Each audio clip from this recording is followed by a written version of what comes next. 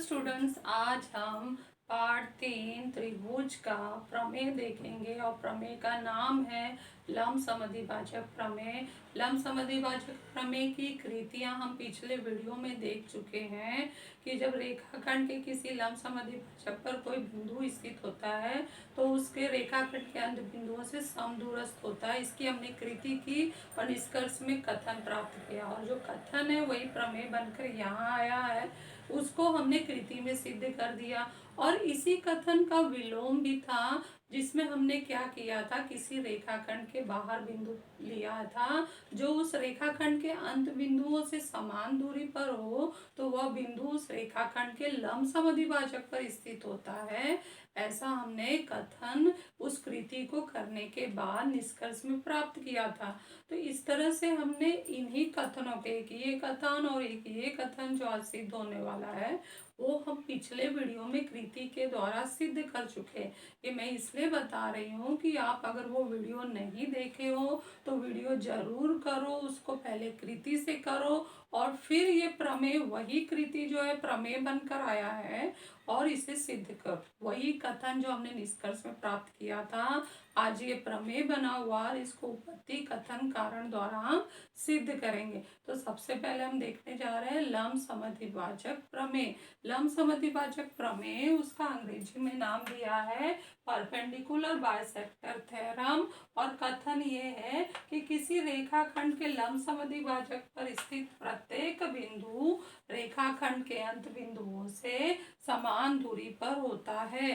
तो इसमें आकृति हमें क्या दिया गया है, एक रेखाखंड दिया है और एक उसके बीच में लंबसमद्विभाजक दिया है और उस लंबसमद्विभाजक पर कोई बिंदु P दिया है। तो यहाँ तक हमें सब दिया हुआ। तो दत्त हमने ये रेख AB बना लिया, रेख AB का रेखा L लंबसमद्विभाजक ले लिया जो रेख AB को बिंदु M पर प्रतिच्छेदित कर रहा है और M पर वो 90-90 का निशान बना दिया और AB को समान भागों में बांट रहा है तो समान चिन्ह का लगा दिया। और इस रेखा पर कोई बिंदु P लिया है जिसको हमें सिद्ध करना है कि ये समान दूरी पर है। तो यहाँ तक हमारा समान दूरी सिद्ध करना हमारा साध्य है।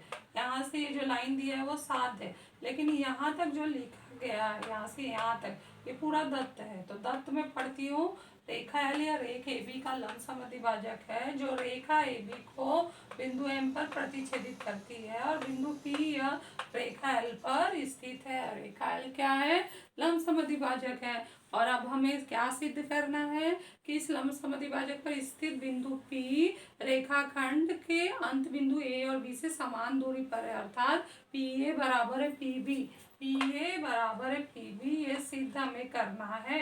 तो हम रचना क्या करेंगे, यहाँ रचना में लिखेंगे जो हमें सिद्ध करना है। रेख PA तथा रेख PB खींचा। तो ये हम खींच लेते हैं, पहले वाक्य हमने यहाँ लिख लिया, उसके बाद अब खींचते हैं स्केल लेकर।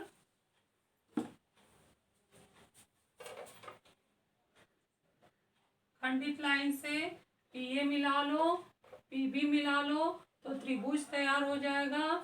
दो त्रिभुज को अगर हम सर्वांग समता की कसौटी द्वारा सिद्ध करते तो हमारा जो है ये साध्य आ जाएगा। त्रिभुज PM में और त्रिभुज PMB में क्या क्या बातें दिखाई दे रहे हैं, AM बराबर है MB दत्त, क्योंकि यह लंब समद्विभाजक है, समद्विभाजक। हमने AB को समान भागों में बांटा है।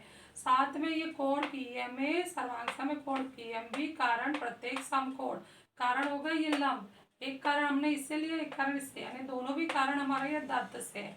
तीसरी जो बात है ना इसमें छिपी हुई है, दिखाई नहीं दे रही है, लेकिन हम ले सकते हैं कारण देते हुए, और वो क्या है कि PM सर्वांग सम है, PM कारण होगा सामान्य भुजा। तो अब ध्यान से देखो, दोनों त्रिभुज में भू को भू, भू को भू, सेम कसौटी आ रही, भू को भू कसौटी से दोनों त्रिभुज सर्वांग हो गए। इसलिए जब त्रिभुज सर्वांग हो जाते हैं तो उनके बचे हुए सभी घटक भी सर्वांग हो जाते हैं, क्योंकि दो त्रिभुजों में हम देखते हैं 6 घटकों की जोड़ियां होती हैं, तो 6 घटक सर्वांग करने की जरूरत नहीं होती है। कसौटी में हम केवल 3 सर्वांग करते हैं और बचे हुए 3 घटक अपने आप सर्वांग हो जाते हैं। तो हमारे बचे हुए घटक तो सर्वांग हो गए हैं, लेकिन हमें सिर्फ उन 3 में से कोई एक घटक घटक लेना है जो हमें जरूरत है। तो हमें कौन सा जरूरत है? पीए सर्वांगसम है, पीबी हम लेंगे और जिससे हमारा साध्य सिद्ध हो जाएगा। तो चलो हम सिद्ध करके बताते हैं। पहला है त्रिभुज पीएमए तथा त्रिभुज पीएमबी में भुजा एम सर्वांगसम भुजा एमबी, कारण होगा इसका दत्त। दूसरा कोण पीएमए सर्वांगसम होगा कोण पीएमबी, कारण होगा प्रत्येक समकोण।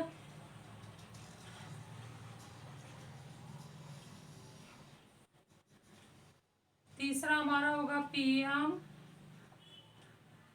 भुजा पीएम सर्वांगसम भुजा पीएम, कारण होगा इसका सामान्य भुजा। अभी मैं समझा चुकी हूँ इसलिए ये लिखते जा रही हूँ। एक बार सवाल समझ लो फिर उसको लगातार लिखते रहो तो जल्दी से वो पूरा हो जाता है। 2-3 घटक हो चुके तो त्रिभुज पी को सर्वांगसम कर दो। पीएम ए सर्वांगसम है त्रिभुज पीएमबी, कारण है भू को भू कसौटी।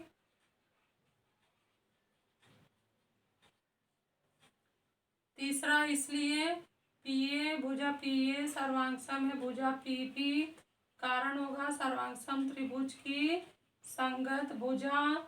और फिर जो सर्वांगसम होता है उसका लंबाई भी सर्वांगसम होता है, लेंथ पीए बराबर लेंथ पीबी।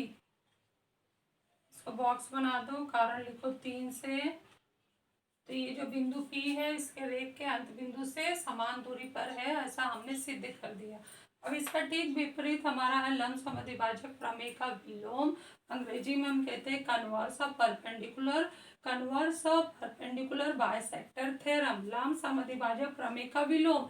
ये नाम आप लोगों को याद रखना ही है। ये दोनों भी प्रमेय बहुत ही महत्वपूर्ण है 9वीं 10वीं कक्षाओं के लिए।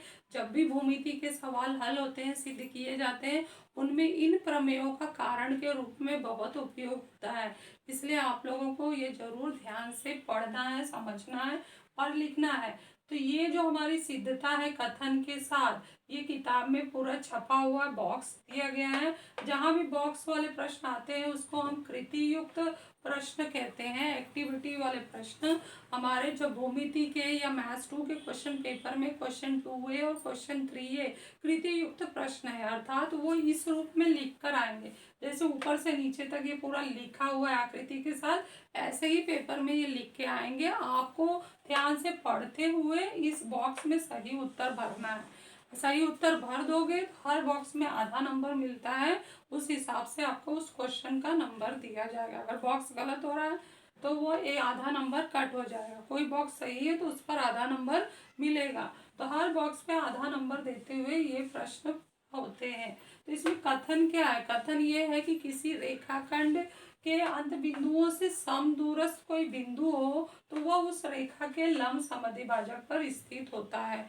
तो यहाँ पर हमें क्या दिया गया है? रेख ए बी दिया है और रेख ए बी के बाहर बिंदु पी ऐसे दिया है कि पी ए बराबर है पी बी। तो हम कहेंगे कि साध्य क्या होगा? बिंदु पी या रेख ए बी के लंब समद्विभाजक पर स्थित है। तो ये डायग्राम दिया हुआ है, तथ्य हम पढ़ लेते हैं। रेख ए बी के अंत बिंदुओं से समान दूरी पर पी स्थित है, तो पी ए बराबर है पी बी। ये हमने दत्त में देखा। साथ में है कि बिंदु पी या रेख ए बी के लंब समद्विभाजक पर स्थित है। रचना क्या करना है कि रेख ए बी का मध्य बिंदु एम लेना है। मध्य बिंदु एम लिया और लेकर रेखा पी एम खींची है। तो ये जो है पहले तो ये जानकारी दिया गया है और उसके बाद हम मध्य बिंदु लेकर रेखा पीएम खींचे हैं। तो ये जब भी कृति युक्त प्रश्न होता है ये सब आप लोगों को दिया रहता है। अब उत्पत्ति हम लाइन से पढ़ते जाते हैं और भरते जाते हैं। त्रिभुज पीएम में पीएम और त्रिभुज पीबीएम में रेख पीए सर्वांगसम में रेख पीबी, कारण क्या होगा? दत्त। तो यहाँ पर हम लोग दत्त भर लेते हैं। दूसरे कलर से मैं लिखती हूँ ताकि दिखाई दे आप लोगों को। फिर रेख एम सर्वांगसम है रेख एम बी, एम सर्वांगसम है एम बी।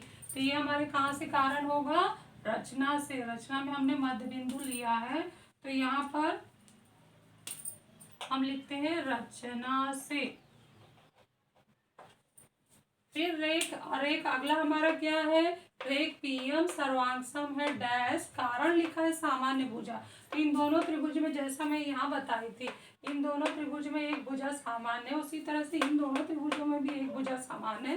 तो हमें यहाँ कोई चिन्ह नहीं लगाना है, बस नाम लिखना है रेख पीएम, कारण हो गए सामान्य भुजा। अब ध्यान से देखो, ये पहली भुजा, दूसरी भुजा और ये तीसरी सामान्य भुजा, तो भुजा भुजा भुजा कसौटी से ये दो त्रिभुज सर्वांगसम हो रहे हैं।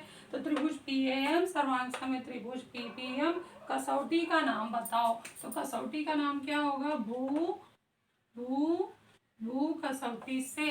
समझ में आ रहा है सभी को, ये तीनों भुजा जोड़ी है, ये तीनों भुजा, तो भू भू भू कसौटी, भू भू भू कसौटी बन रहा है। उसके बाद हम संगत कोण लेंगे। तो संगत कोण में हम क्या ले रहे हैं, जहां पर हमें लंब सिद्ध करना है, ये रेखा जो हमने खींची है और एक AB का लंब समद्विभाजक है। तो समद्विभाजक तो आ चुका है क्योंकि हमने रचना में ले लिया है, बिंदु M रेखी AB का मध्य बिंदु है। तो समद्विभाजक, जो समद्विभाजक वाला हिस्सा रचना की वजह से आ गया, बस इस पॉइंट पे 90 आना चाहिए। ये दो कोण पर ध्यान देना है। तो ये दोनों कोण क्या है, सर्वांगसम त्रिभुज के संगत घटक है। तो अगर दो त्रिभुज सर्वांगसम है तो दोनों कोण भी सर्वांगसम, तो वही हम घटक ले रहे हैं। कोण पीएमए सर्वांगसम है, कोण पीएमए सर्वांगसम है, कोण पीएमबी सर्वांगसम त्रिभुज के संगत कोण। परंतु कोण पीएमए प्लस डैश बराबर है 180। तो ध्यान से देखो, ये एक रेखा पे बने हुए दो कोण है। तो कोण पीएमए तो आ चुका है, तो अगला कोण क्या आएगा, पीएमबी। तो यहाँ पर आ जाएगा कोण पीएमबी बराबर है 180। क्यों आ रहे हैं, ये रेखी युगल कोण है। फिर उसके बाद हमने क्या किया, कोण पीएमए प्लस पीएमबी की जगह पे इन्होंने कोण पीएमए रख दिया। ऊपर देखो दिखा है पीएमबी पीएमए के बराबर है, तो पीएमए रख दिया, बराबर 180 हो गया। फिर ये दोनों को जोड़ दिया, दो कोण पीएमए आ गया बराबर, बराबर यह क्या आएगा, ये दोनों जुड़ गए हैं, तो जो यहाँ पर है वो वही आएगा 180। और उसके बाद दोनों तरफ 2 से भाग देने पर यहाँ का 2 हट गया और यहाँ 180 में 2 से भाग जाएगा तो 90 अंश आएगा। अब रेख पीएम लंब हो गया रेख AB के, इसको नंबर 1 डाल दिया क्योंकि पीएमए जो है हमारा यहाँ 90 आ गया, तो जो पीएम है वो AB पर लंब हो गया। इसी प्रकार रेख AB का मध्य बिंदु M दिया गया है, उसको कारण दिया, नंबर दिया 2 और कारण है रचना से, यानी बिंदु M हमने मध्य बिंदु पहले लिया है और पीएम लंब AB अभी हमने सिद्ध किया। तो 1 और 2 से क्या आया कि रेखा पीएम या रेख AB का लंब समद्विभाजक रेखा है, अर्थात बिंदु P या रेख AB के लंब समद्विभाजक पर स्थित है, अर्थात बिंदु P रेख AB के लंब समद्विभाजक पर स्थित है। समद्विभाजक वाला बिंदु M मध्य बिंदु मानकर हमने रचना में ले लिया और बिंदु M पर पीएम लंब AB हमने यहाँ पर ये हल करते हुए सिद्ध किया। तो लंब भी है और ये समान भागों में भी बटा है, तो इसलिए रेखा पीएम रेख AB का लंब समद्विभाजक हो गया और इस पर स्थित बिंदु P रेख AB के लंब समद्विभाजक पर स्थित है, ऐसा हमने सिद्ध कर दिया। तो ये था हमारा लंब समद्विभाजक प्रमेय और लंब समद्विभाजक प्रमेय का विलोम। ये प्रमेय हमने पूरा सिद्ध किया, ये कृति के रूप में नहीं था, लेकिन इसका विलोम किताब में भी कृति के रूप में दिया है। ये कृति युक्त प्रश्न है, इसको जरूर याद रखना, ये बहुत ही इम्पोर्टेंट है। और बच्चों ये भी ध्यान रखो, जब भी आप बाहर निकलो मास्क लगाओ, साथ में सैनिटाइजर लेकर जाओ, साबुन पानी से अपना हाथ धोना है, नहीं मिले तो सैनिटाइजर का उपयोग करो और भीड़ में मत जाओ, लोगों से दूरी बनाकर रखो, क्योंकि जब तक दवाई नहीं है तब तक ढिलाई नहीं करना है। Thank you.